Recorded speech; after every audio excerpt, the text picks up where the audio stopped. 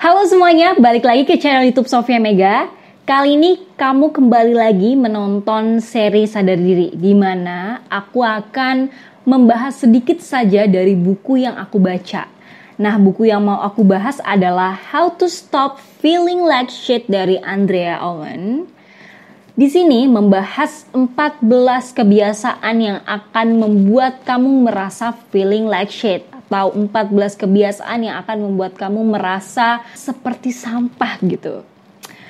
Jadi aku akan membahas satu saja dari 14 kebiasaan, dan kalau kamu mau tahu soal how to stop feeling like shit yang pertama, tetap tonton videonya sampai habis. Aku ketemu buku How to Stop Feeling Like Shit ini sebenarnya dari Instagram Stories. Ketika aku ngelihat judulnya, aku udah ngerasa aku harus banget nih beli buku ini. Karena beberapa waktu ini kayaknya aku menyadari kalau aku punya issue untuk mencintai diriku sendiri. Karena aku terlalu banyak mengkritik diriku sendiri. Gitu. Jadi aku sempet sih nge-tweet gitu soal ini. Ada gak sih teman-teman yang punya saran gitu soal cara mencintai diri sendiri yang tidak temporary fix? Karena aku sendiri tidak terlalu suka solusi yang berupa self-reward. Butuh ongkos gitu untuk mencintai diri sendiri. Jadi aku butuh sesuatu yang tidak butuh ongkos dan juga lebih long last, lebih tahan lama gitu. Terus aku kepikiran kenapa nggak aku mention Dr. Jamie, siapa tahu beliau berkenan untuk membalas, dan ternyata dibalas dan jawabannya sangat menjawab. Beliau adalah dokter spesialis kesehatan mental atau psikiatris gitu. Beliau bahkan menulis semacam kata pengantar gitu ya, intronya, terjemahan I want to die but I want to eat tteokbokki. Aku udah review buku itu, bisa diklik di sini. Terus beliau menjawab bahwa cara mencintai diri sendiri yang pertama adalah self-bullying. Terus aku membaca buku ini, dan satu kebiasaan pertama yang bisa membuat kita tidak merasa seperti sampah lagi dan mencintai diri kita, ternyata adalah mengontrol inner critic. Aku melihat ada kesamaan antara inner critic dan self-bullying ini. Jadi aku akan bahas di sini. Ternyata inner critic atau kita melakukan self-bullying itu tidak datang tiba-tiba. Bukan karena kita terlalu seuzon pada perkataan orang lain, bukan karena kita sensitif tanpa sebab, karena ternyata bisa jadi itu adalah hasil luka, hasil trauma pada sebuah kejadian. Kalau di buku ini dijelaskan bahwa alurnya itu seperti ini. Kamu pertama dipermalukan oleh orang lain atau kamu merasa malu akan sesuatu. Jadi step pertamanya kamu get shame atau embarrassed. Terus setelah malu itu menjadi kamu berpikir kamu tidak pernah cukup, atau kamu tidak cukup baik, kamu tidak cukup cantik, kamu tidak cukup pintar, kamu tidak cukup ideal. Jadi merasa diri sendiri itu tidak cukup.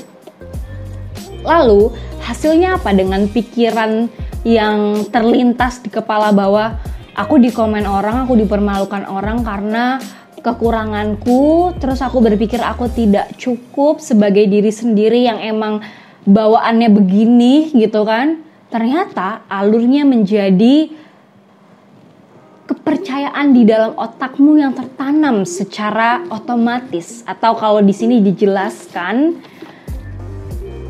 build a belief system.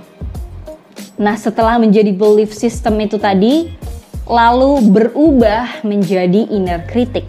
Secara otomatis kepercayaanmu itu tadi beranak gitu ya, menjadi kritik-kritik yang kamu berikan dari diri sendiri gitu. Tadinya kamu dikomen gitu gendutan sama orang, terus kamu ngerasa ya emang sih badanku nggak ideal ya, tidak cukup ideal.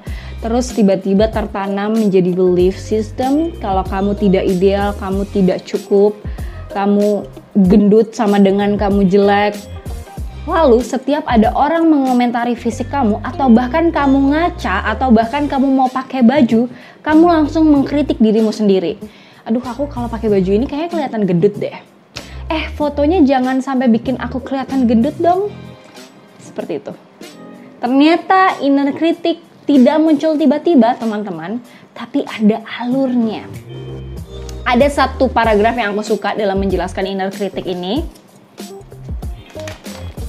Maybe your partner wasn't necessarily abusive, but made snide comments about your appearance, your intelligence, or anything.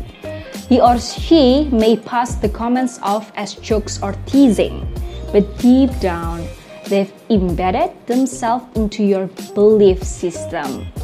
Jadi ya orang-orang mungkin bercanda aja gitu ngomentarin fisik kita atau kepintaran kita atau kesalahan kita sebagai jokes, sebagai bahan godaan, bercandaan.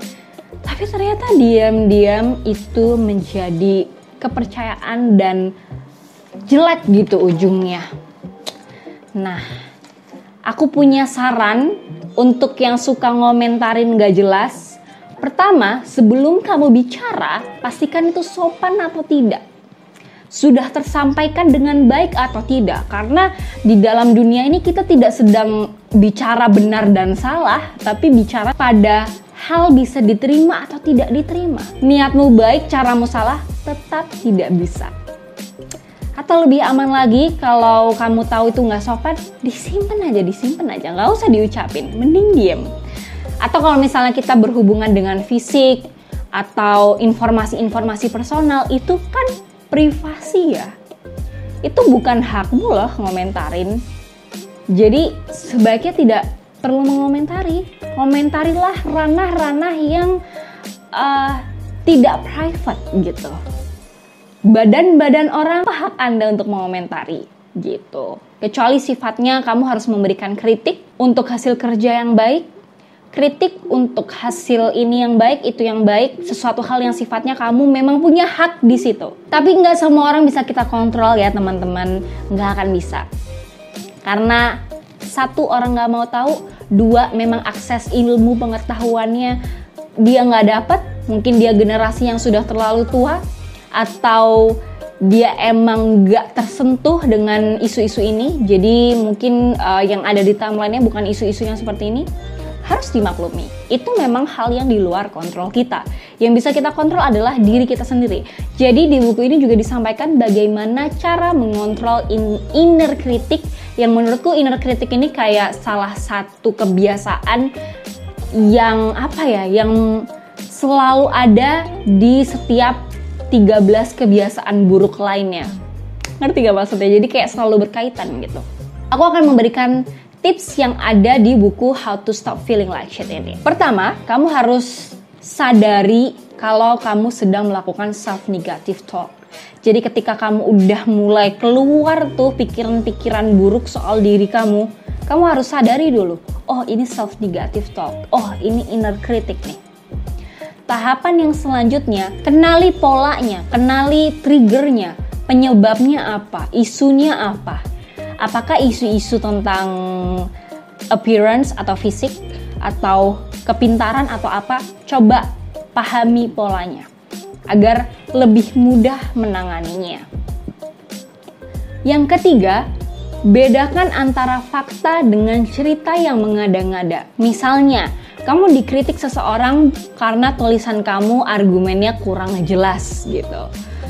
Terus yang ada di kepala kamu, kalau itu isu yang menjadi hal yang sensitif buat kamu akan berpikir, tuh kan aku selalu gak bisa nulis. Tuh kan aku gak pernah jago urusan kayak gini. Nah, padahal tadi cuma dijelasin kalau argumennya kurang bagus gitu.